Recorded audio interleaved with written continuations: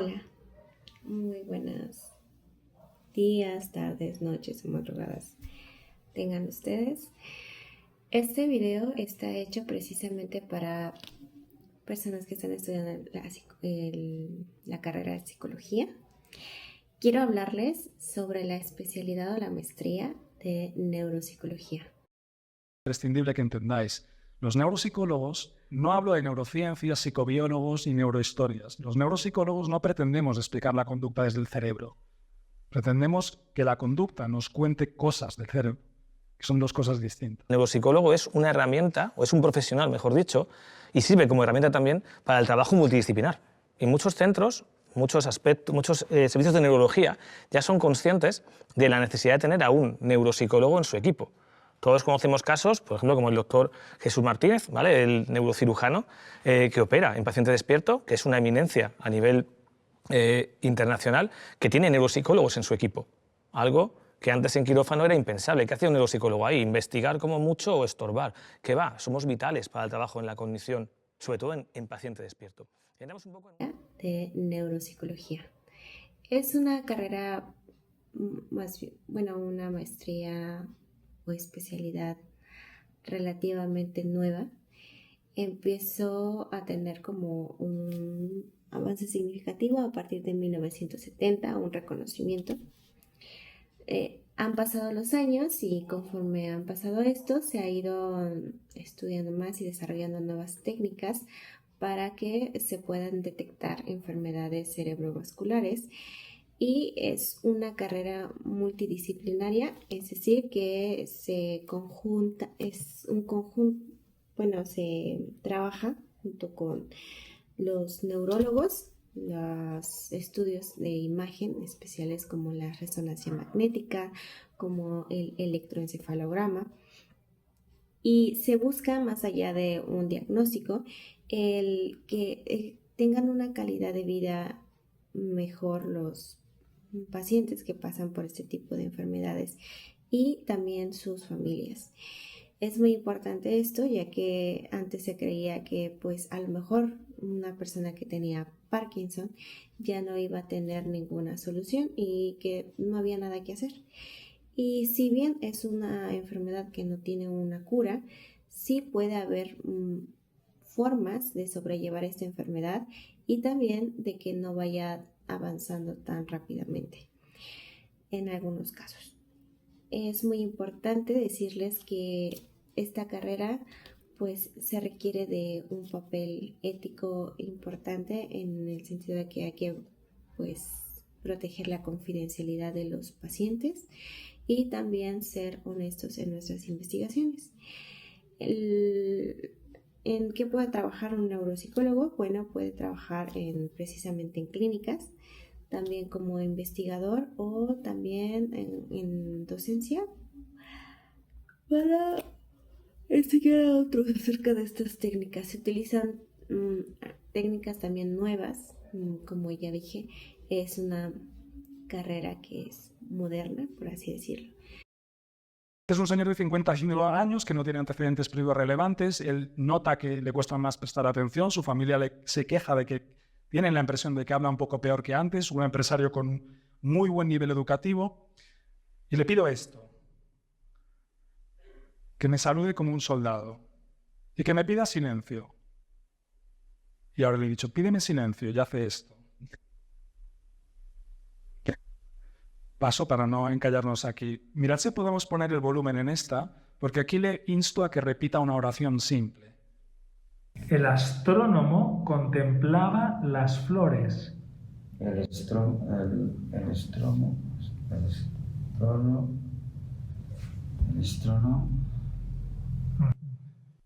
Esto no lo pondré porque está en catalán, pero básicamente lo que sucede es que lo que muestra el vídeo, más allá de lo que vemos en estos minutos, es una semiología práctica de la extremidad superior izquierda con un componente biacional, más perseveraciones, en menor medida errores de amplitud, que aquí no hemos visto, pero suceden, una alteración de la repetición de frases, que eso nos sugiere un compromiso del bucle fonológico, y si le escuchásemos hablar, es un lenguaje expresivo disminuido, muy simplificado por una baja frecuencia de uso de palabras, lo que llamamos una logopenia. Todo ello nos sugiere, a nivel sindrómico, compromiso parietal izquierdo, asociando lo que llamamos una apraxia y una afasia logopénica.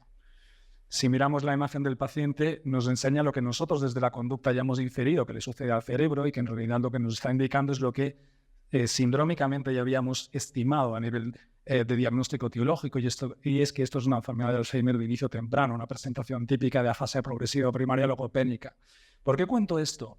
Porque afasias primarias progresivas hay muchas, logopénicas, no fluentes, gramaticales, con sin apraxia del habla, semánticas. ¿Cuál es la gracia aquí? Que el diagnóstico es sindrómico, el diagnóstico es neuropsicológico. Se llega al diagnóstico de estas patologías en base a lo que hacemos nosotros, y desde el óptimo fenotipado clínico de estas entidades se ha podido describir desde la biología molecular cuál es la fisiopatología de estos procesos.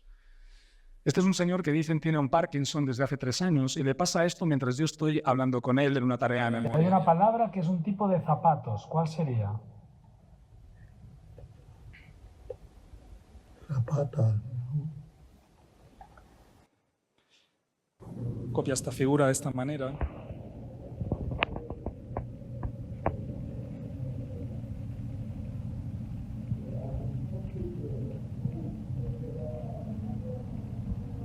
No, aquí están pasando cosas. La gracia es saber entender o leer qué significa lo que está pasando. Tiene una levitación de la extremidad superior izquierda con una conducta estereotipada repetitiva de groping, que es esta tendencia a agarrarse con la mano, junto con una serie de manifestaciones en la copia de una figura que parece que sea un compromiso visoperceptivo, pero no lo es. Son signos frontales de dependencia, de perseveración y lo que se llama el fenómeno closing in, que es esta aproximación al esquema. Síndrome frontal incompatible con una enfermedad de Parkinson tal y como la conocemos, incompatible con un deterioro cognitivo, una demencia asociada al Parkinson, a pesar de que tiene un parkinsonismo.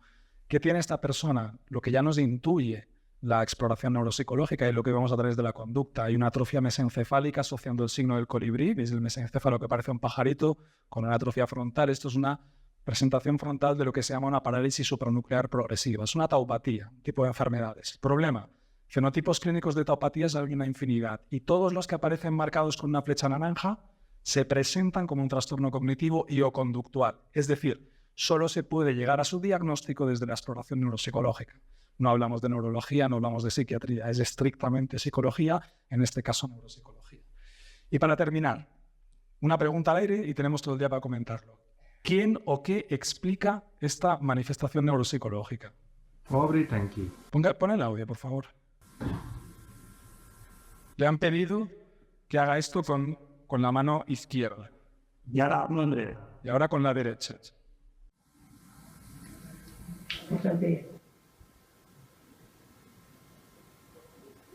Se paren, mira, todo lo que pueda.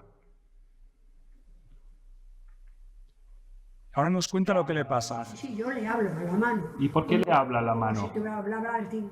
Claro, pero le habla a su mano. Sí, sí, sí. Yo pongo la mano esta y le digo, ahora vamos a encender la luz. Tienes que portarte bien porque si no, no se encenderá la luz. Y entonces ella muchas veces me se esconde al dedo por dentro queriendo decir que no quiere. Que como que... Esto se llama síndrome de miembro ajeno o alien hand syndrome. Es algo que vemos de forma relativamente frecuente en las degeneraciones corticobasales. Son movimientos involuntarios pero propositivos que además se asocian con una sensación de extrañeza, de como si el miembro no fuese mío, ¿no?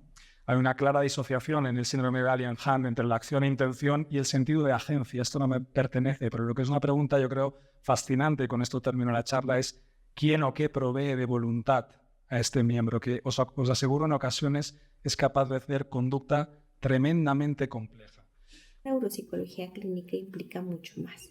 Tienes que saber acerca de la anatomía, tienes que saber mucho acerca del cerebro, el funcionamiento de cada una de sus partes, cómo pues tiene un papel súper importante en todo lo que los movimientos, por ejemplo, en cómo camina una persona, en los recuerdos, la memoria.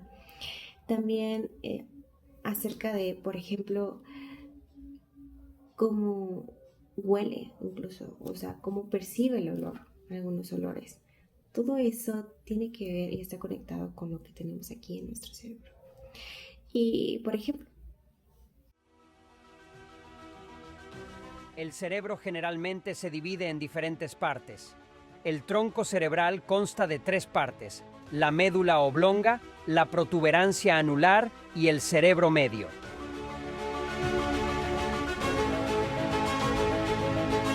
El cerebelo es más pequeño que el telencéfalo, pero contiene casi tantas células nerviosas como este último.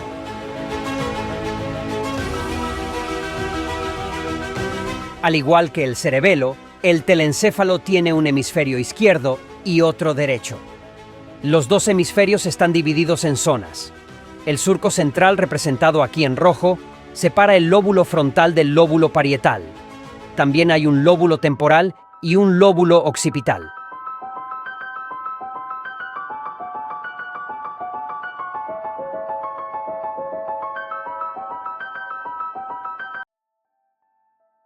La corteza cerebral consta principalmente de 6 capas. En aras de la claridad, aquí solo se muestran algunas células y fibras nerviosas.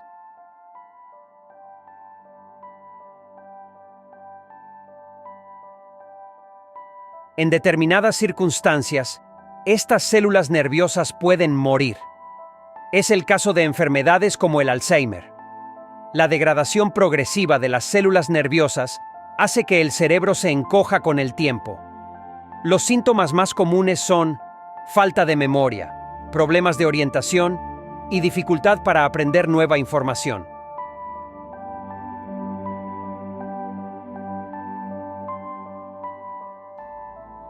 Ciertas células nerviosas o zonas del cerebro desempeñan funciones diferentes. La corteza prefrontal contiene células nerviosas que se cree que son responsables de nuestra personalidad, la resolución de problemas y el autocontrol, entre otras cosas. El área de Broca, que hace posible el lenguaje hablado y escrito, suele estar situada en el lado izquierdo. Otra zona importante del lóbulo frontal es la corteza motora, que trabaja con el cerebelo para permitirnos realizar movimientos voluntarios. Con la ayuda de la corteza somatosensorial directamente adyacente, que procesa la información de los receptores de la piel, por ejemplo, somos capaces de generar secuencias de movimiento complejas. Es importante señalar que el lado izquierdo del cerebro recibe señales del lado derecho del cuerpo, y el lado derecho del cerebro recibe señales del lado izquierdo del cuerpo.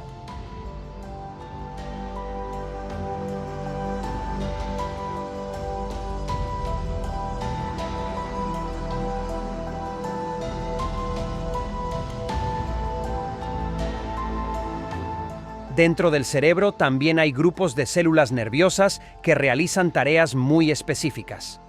El tálamo es una zona importantísima, también conocida como la puerta de la conciencia, que forma parte del diencéfalo. Todas las percepciones sensoriales, a excepción del olfato, son procesadas y filtradas por el tálamo antes de llegar a la corteza cerebral. Por eso solo percibimos algunos de los muchos estímulos sensoriales. Estas son algunas de las muchas fibras nerviosas que envían señales desde nuestro cuerpo hasta el tálamo, que las procesa y, si es necesario, las transmite a la corteza cerebral.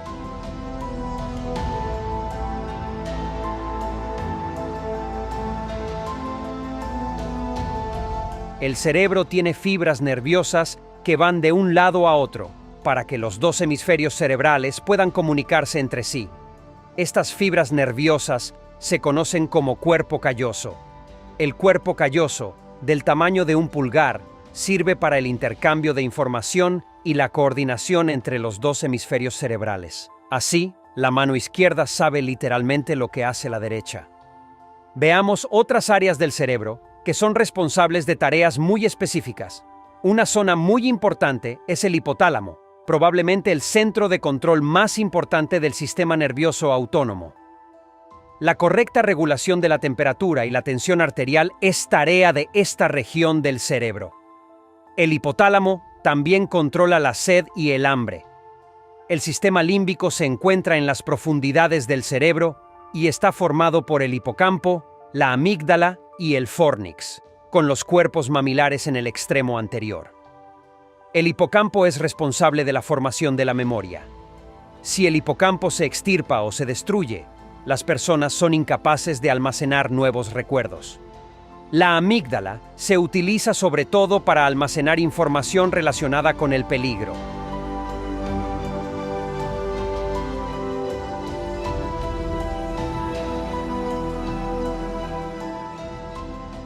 El cerebelo humano es más pequeño que el telencéfalo, pero su densidad celular es mucho mayor.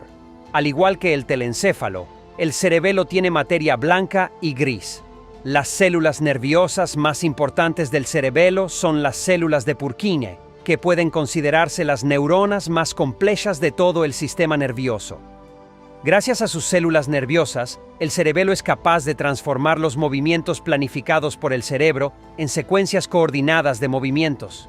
Sin el cerebelo, no sería posible realizar movimientos armoniosos como caminar. Otras muchas zonas, como la hipófisis, que forma parte del diencéfalo, son igual de importantes. La hipófisis es responsable de la regulación hormonal y, por tanto, del crecimiento, la reproducción y el metabolismo.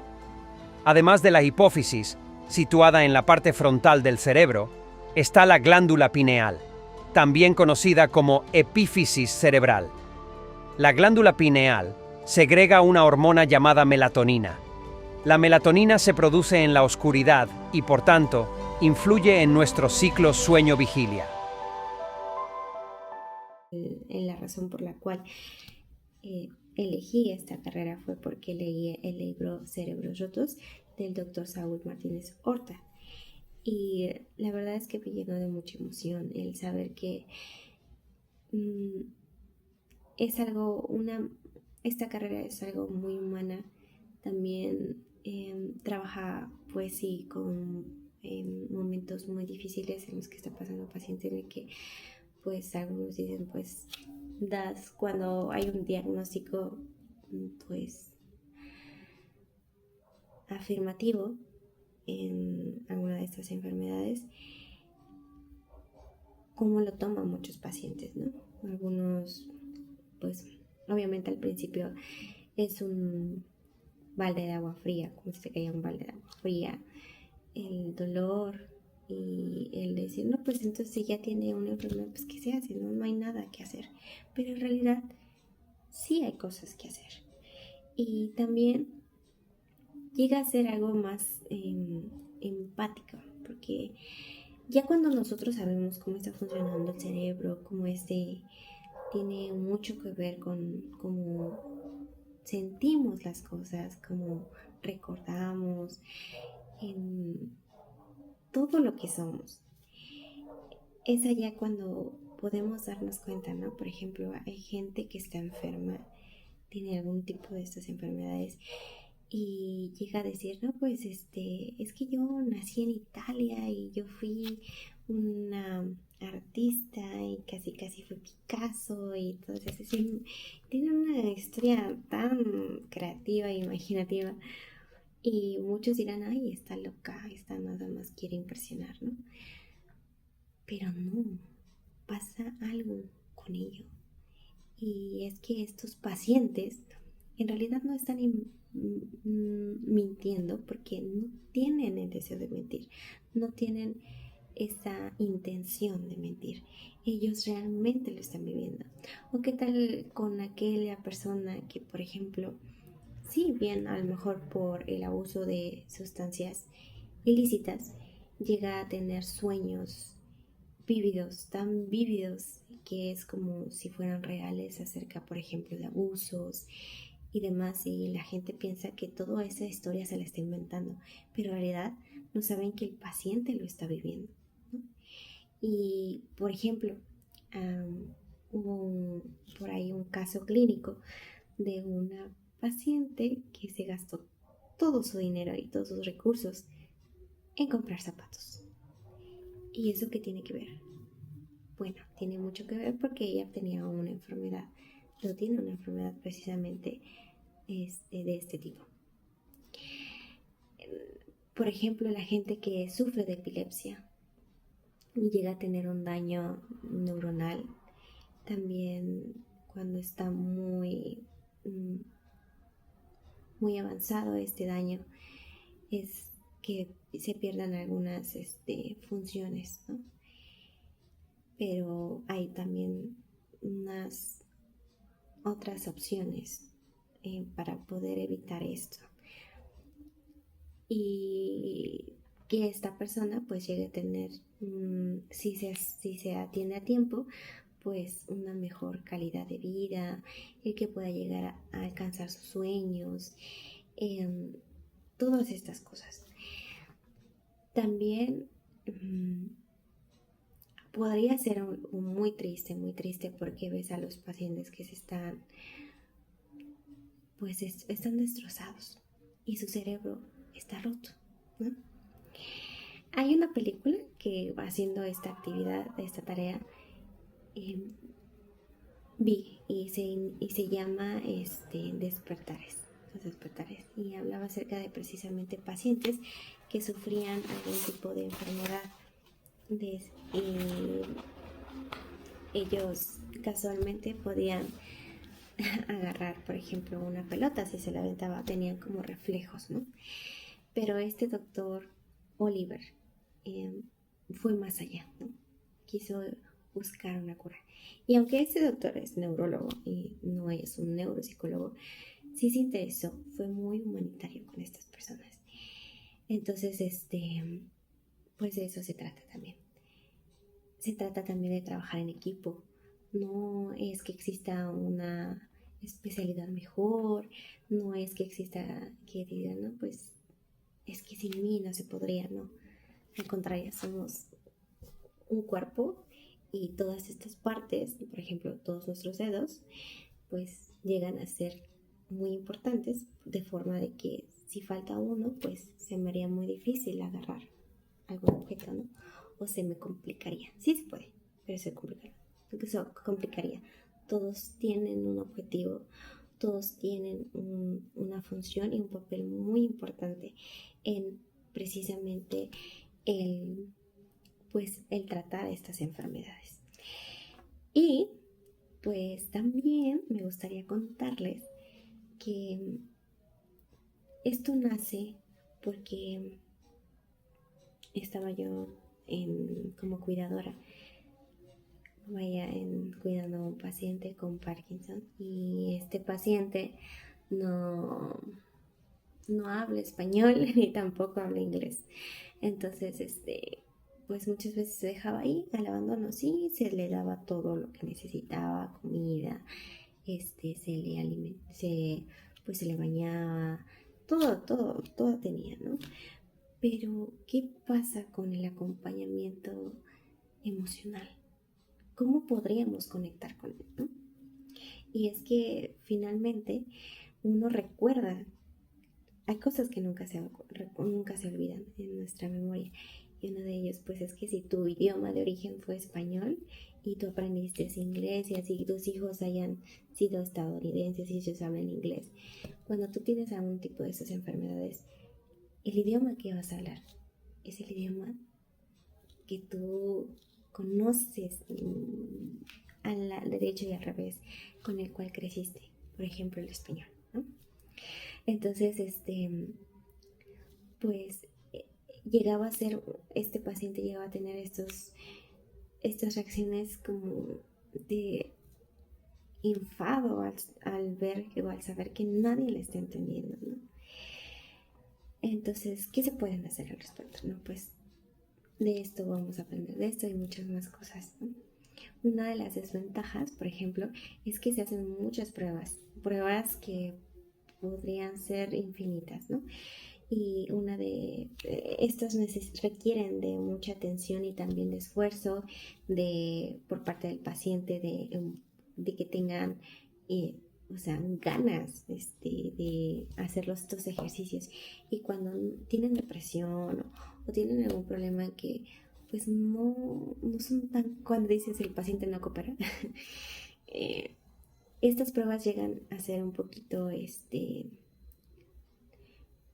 llegan a bajar la confiabilidad de los resultados por lo mismo. Porque muchas veces no es que el paciente no sepa, sino que el paciente no tiene ganas de hacer estos ejercicios. Pero existen muchas pruebas más. Entonces, sí podría ser uno de estos. En el caso, por ejemplo, de la subespecialidad forense o estos casos en los que tenemos que tener una entrevista con un paciente que es un asesino serial o además o que está en la cárcel, pues no tiene como tal el ambiente para hacer todos estos ejercicios, que se requiere un ambiente tranquilo, un ambiente que no tenga tantas distracciones, un ambiente cómodo. Y pues uno tiene que pues acomodarse, adaptarse a ellos. Y sí, uno lo puede hacer, pero ¿qué tanto lo puede hacer el paciente? ¿O qué tanto lo puede hacer esta persona, ¿no? Esos podrían ser unos de los efectos. También quiero comentarte y quiero explicarte más allá, qué hay más allá de cualquier comportamiento, ¿no? Que nosotros, inusual, ¿no? La gente que no sabe de esto, pues alrededor al paciente, pues es muy criticado, no escuchado y justamente tratado. Y es muy difícil. Y cada día nos damos cuenta, por ejemplo, con este tipo de vida que llevamos tan ajetreada, que por ejemplo la gente normalmente ya no dormimos bien como antes, ya no dormimos las 8 horas que son, o ya ni siquiera son 6, a lo mejor 4, y de esas 4 tal vez dormimos 3.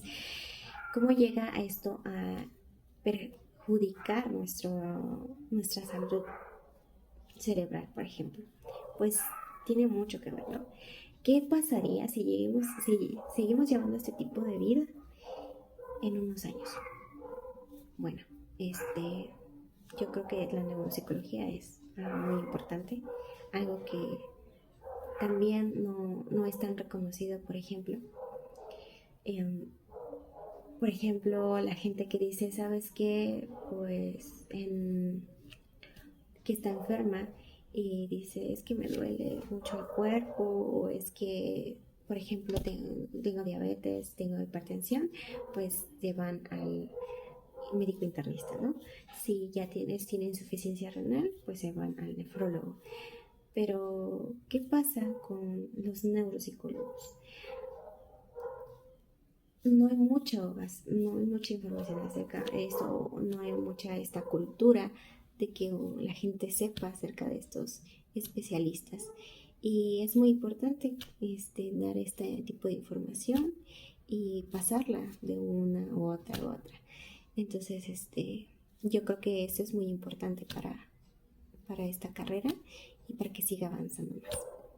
Otra de las cosas es que no es que nosotros queramos que el cerebro nos diga cosas de nuestra conducta, sino al revés. Que la conducta de las personas nos digan cosas del cerebro, de cómo está funcionando. Y a veces estas pruebas son tan impresionantes que cuando están, por ejemplo, al principio de alguna enfermedad, por ejemplo, una enfermedad viral o de alguna bacteria en el que llega a haber una inflamación cerebral y el paciente llega a empezar a hablar pero no se le entiende qué dice. Este tipo de casos, a veces mucho antes de llegar a este punto, hubo muchos indicios de que algo andaba mal y no se recurrió a ellos, ¿no? A veces cuando existe el tiempo, que es el tiempo pues del principio de la enfermedad, incluso en los electroencefalogramas y en las resonancias magnéticas y en los laboratorios muchas veces no se van a ver una anomalía, pero sus tests sí lo arrojan. Y después de unos meses que vuelven a hacerse estas pruebas, ya llegan a detectar algo. ¿Por qué pasa? La pregunta, ¿no? Es un tema espinoso porque mucha gente puede pensar que la neuropsicología parece que ocupa un espacio ya cubierto o que se está entrando en competencias distintas, y realmente es sumativa. La neuropsicología es una disciplina realmente que integra el conocimiento de la neurociencia y la neurología y de la psicología. Lo integra para llegar a una cota diferente que permita ver cómo el cerebro influye en el comportamiento. Yo tuve un caso, y lo he contado muchas veces, pero a mí me sigue maravillando cuando me acuerdo de él, de un niño con 9 años que me llegaba a consulta con diagnóstico de TDAH y dislexia. Es un niño que todos los que estéis en el entorno escolar lo sabéis, los hay a patadas, ¿verdad? Porque el TDAH es lo más fácil de ver, niño que se distrae, y la dislexia es lo más fácil de ver, niño que no lee bien. Tenemos un mal entendimiento de lo que es la dislexia y la lectura y a veces también de lo que es el control de movimiento y la atención. Sea como sea, cuando me llega ese niño, me llega derivado por un neurólogo que me dice, oye, Aarón, tú como neuropsicólogo, y corrijo, oye, Aarón, todo el equipo con el que tú trabajas de neuropsicología, porque éramos varias personas, y logopedas que estáis ahí, ¿podéis evaluar a este niño que parece tener un perfil TDAH con dislexia, pero algo no cuadra? Ese algo no cuadra, esa intuición que tuvo ese neurólogo, le dijo, con mis herramientas actuales, de bajo nivel, voy a llamarlas así, no llego. Y antes de utilizarlas de alto nivel, que las tienen, antes de hacerlo voy a cerciorarme de que no me estoy equivocando. Ahora veis a qué me refiero con alto nivel, ¿vale? Alto nivel de invasión un poco en el niño, ¿vale? Yo me siento, veo al niño, lo evalúo, es un niño tremendamente nervioso, es muy movido, exageradamente movido, es algo que digo, uff, el perfil TDAH yo lo tendría claro, pero este se mueve más de lo normal. Yo no sé cómo este niño llega a las 12 de la mañana sin caer rendido. Era un exceso de movimiento enorme. Yo decía, bueno, voy a seguirlo evaluando a ver qué me encuentro. Cuando le evalúo la lectura, yo sé que un niño con 9 años con dislexia algo va a leer aunque lea mal. Y mi niño no lee ni una sílaba. Y a mí es algo que me deja completamente descolocado. Esto no puede ser una dislexia. La dislexia no es no leer, es leer automatizando mal y según qué edad tendrás unos fallos u otros. Cuando llegas a la veintena, tendrás otros distintos. No se cura de repente porque te hagas mayor o tengas 18 años en el DNI. Este niño tiene un fallo demasiado grave. Lo veo, además un signo que me llama mucho la atención, un pestañeo muy continuado cuando está con la tablet y poniéndole juego. Digo, ¿por qué pestañea tanto? Bueno, puedo ignorarlo porque el TDAH y dislexia no dice nada de pestañeos. No dice nada de que el niño, casualmente, tuviera una forma de andar con las rodillas un poquito juntas, que a la madre me lo decía, oye, es que anda con las rodillas como así en X, vamos, algo normal, porque es verdad que si os fijáis, la gente por la calle anda de formas que cualquiera dice que es un trastorno. Aquí cada uno anda como quiere. Pues él anda con las rodillas juntas. No pasa nada. Son signos que tú vas cogiendo. Evalúas su memoria y te das cuenta de que la memoria falla solo cuando es en material visual y no verbal. ¿Y por qué? ¿Qué manía tiene este niño de las cosas visuales? Da igual, ignorarlo. ¿Es TDAH? ¿Es dislexia? ¿O tiene más? Pero realmente si coges todo eso, te empiezas a plantear. Si tiene cosas que van por encima del TDAH y dislexia, aunque me cumpla criterios, esto no es normal. Esto no encaja con TDAH más dislexia. Esto va al neurólogo de cabeza y se le dice, señor neurólogo, creo que habría que evaluar porque algo hay. Y el neurólogo me dice, gracias por tu aporte, voy a coger las herramientas de alto nivel. Voy a utilizar una resonancia magnética, que yo no quiero mandar a ningún niño a resonancia, Dios me libre. Yo he estado dentro de una también, no es cómodo. ¿Vale? Y le voy a hacer un electroencefalograma para ver su actividad cerebral. ¿Y qué nos encontramos de repente? Pues unos puntitos negros en la zona frontal que se conocen como heterotopia nodular, ¿vale? Que son un defecto de la migración neuronal. Neuronas que tenían que haberse colocado en un sitio para cuando llegue el momento del desarrollo en el que se van a utilizar con más fuerza, y el frontal es la última parte que se desarrolla en la infancia, estaban ahí puestas donde no debían. ¿Y sabéis lo que estaban provocando? Que eso es lo llamativo y que no se veía tan claramente. Crisis epilépticas de bajo nivel. Ese pestañeo era una expresión clínica muy pequeñita de que algo estaba mal a nivel de activación. Al hacer el electroencefalograma encontraron una activación anómala de todo el lado derecho, que casualmente el lado derecho tiene que ver con la percepción visual y con la memoria visual.